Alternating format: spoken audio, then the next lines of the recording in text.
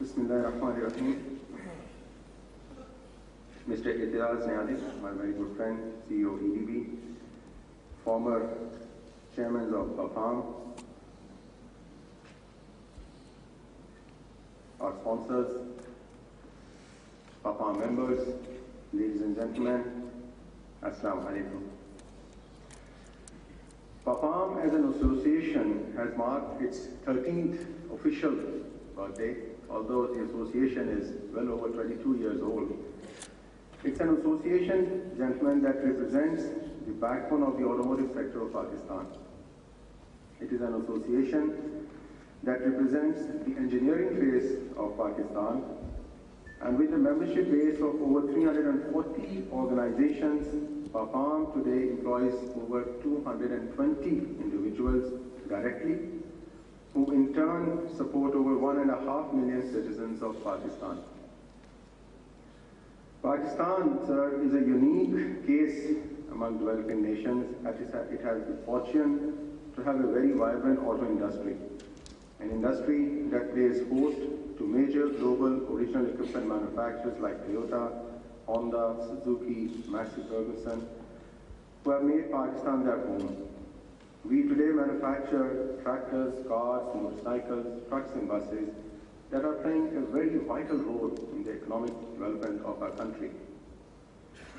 Paapam is also very proud of its contribution that its members have made to achieve local manufacturing contents of up to 70% in case of passenger and light commercial vehicles, 90% in case of motorcycles and tractors, and 45% in case of heavy commercial vehicles.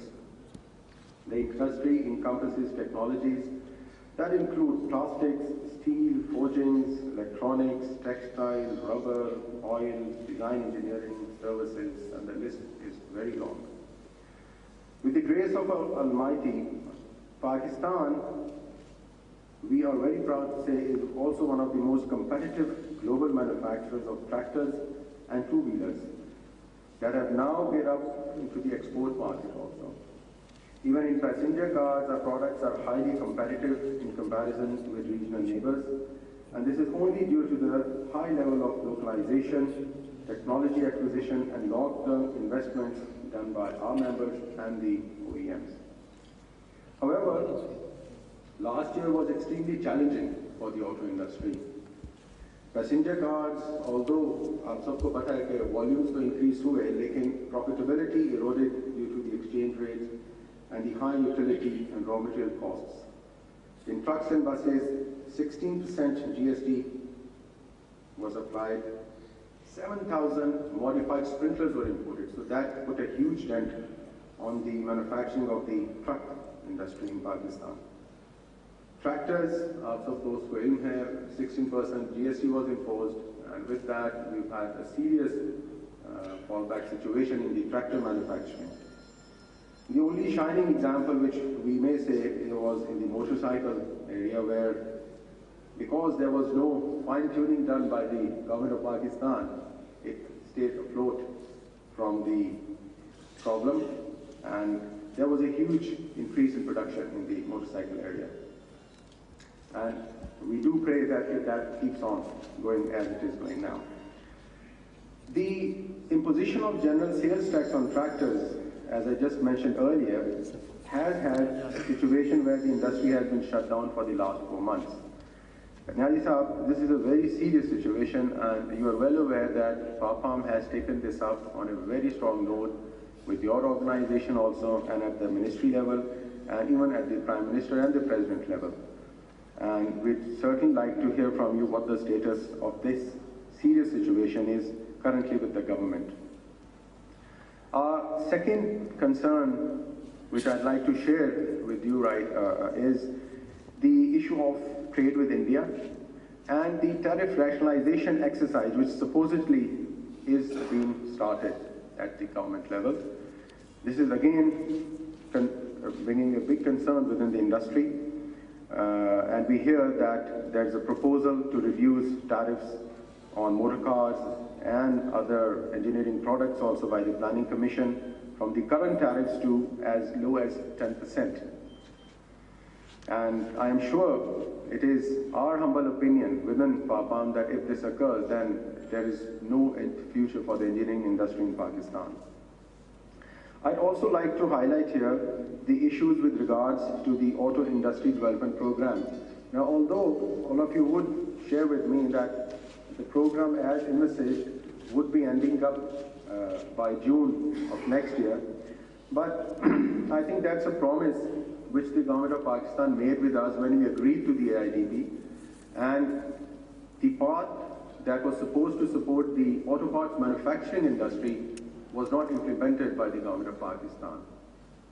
And that has left a very bad taste within the auto welding industry. The human resource development package, the productive assets investment scheme, the technology acquisition support scheme, and the auto industry investment policy scheme, which has just been announced as the new entrant policy about 2 weeks back, has been announced with a modified version.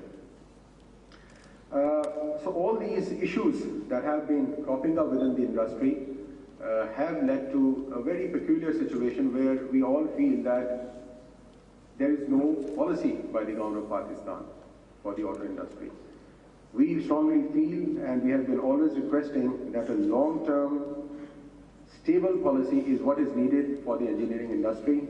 Until the engineering industry is not supported with a long-term, stable policy, it is very difficult for investors to move in further, for new investments to come into, even for our auto parts manufacturers to further think about investing. One of our other issues which I'd like to highlight to the government is the export incentive and international exposure of the auto. With better managed policies and long-term vision, the prospects for rapid growth in the auto industry are extremely bright. Countries with comparable populations such as Brazil are producing over 3.5 million passenger cars every year. Similarly, Indonesia, which has a population of 240 million people, produced 8.2 million motorcycles this year. It may take a while, but Pakistan must target similar level of volumes over the next 10 years. Now, let me share with you the PAPS 2011. Once again, I'd like to welcome everybody who is here today. Ladies and gentlemen, we have 128 companies from all over Pakistan exhibiting at PAPS.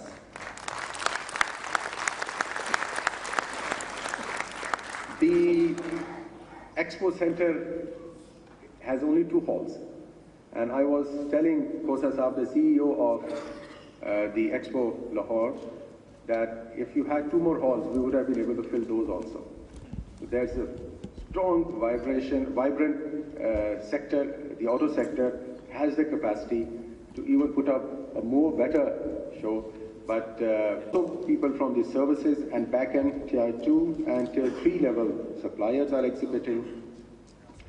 We have 7 seminar sessions that would be held today and tomorrow, with subjects including automotive industry, management, and export promotion. The PAB show would not have been possible, very frankly, if we did not have the support of our sponsors. And I'd like to appreciate and thank all our sponsors, our platinum sponsor in this motor. Thank you very much, sir. Gold sponsor, Atlas Honda Limited, Honda Atlas Car Limited, Miller Tractors, and Park Suzuki.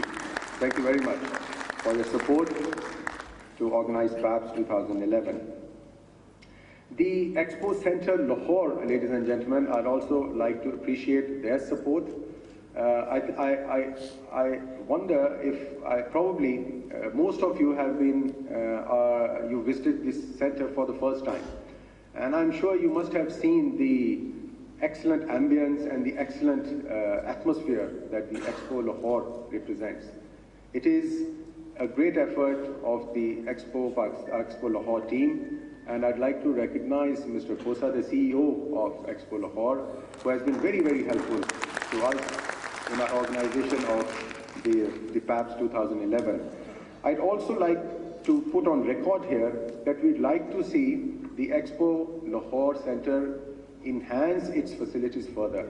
We'd really like to see, as I said earlier, Hall 3 and Hall 4 coming up as soon as possible. This is a need of the industry, and the bigger the shows are set up over here, the bigger attraction we'll be able to attract international buyers also from out of Pakistan.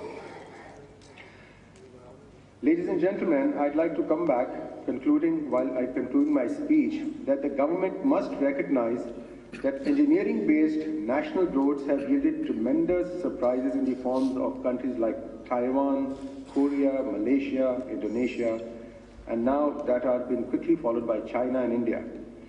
Pakistan and this industry that you will witness here today is an engine for you to nurture and support. Yai Sahab, if you nurture this child, you support this engineering side of your industry, we assure you that we can lead Pakistan into a very high valued added regime where we can wipe out probably our international debt in no time. It's not a quick fix. The engineering industry is a slow mover, but a resource that once put in place can make Pakistan what our guides dreamed of. I would like to thank you again, Aisab, for your time. My apologies for the slight delayed startup, and welcome to PAPS 2011. Thank you very much.